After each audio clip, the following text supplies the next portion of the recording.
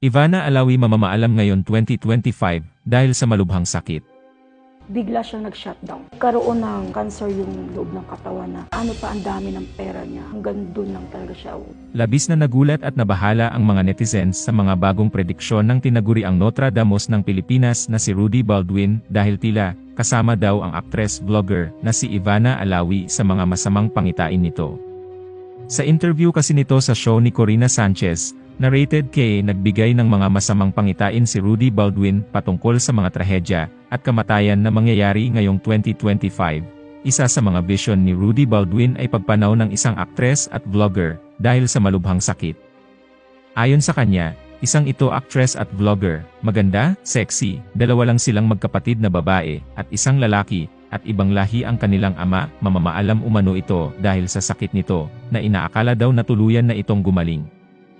Bukod umano sa karamdaman na meron ang vlogger na ito ay magkakaroon pa di umano ng komplikasyon sa kanyang sa iba pang bahagi ng katawan nito na magiging rason ng pagpanaw nito. Dahil sa description ni Rudy Baldwin, maraming nag-iisip na tila si Ivana Alawi umano ang nasa vision nito dahil hindi naman lingit sa ating kaalaman na kagagaling pa lamang ni Ivana sa isang operasyon.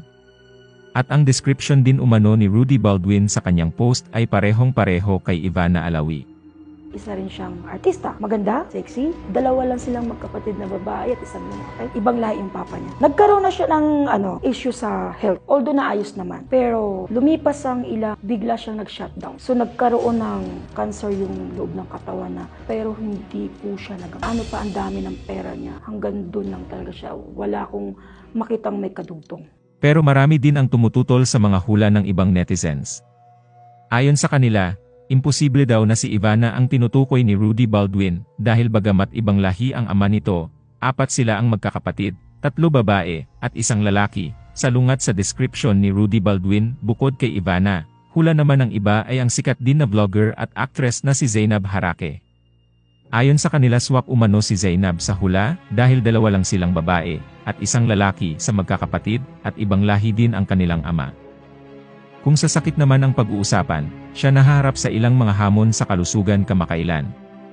Nakaranas siya ng temporary medical condition na tinatawag na trismus, nakalock na pa nga sa isang photo shoot noong Mayo 2023. Bukod pa rito, ibinahagi niya ang kanyang mga karanasan sa mga komplikasyon sa panahon ng pagbubuntis, kabilang ang mababang presyon ng dugo, mababang amniotic fluid, at sa huli, ay sumasailalim sa isang emergency na cesarean section, C-section, dahil sa iba't ibang issue sa kalusugan.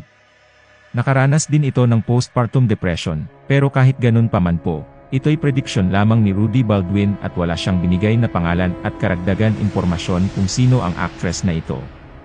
Ito ay base lamang sa mga hula ng mga tao.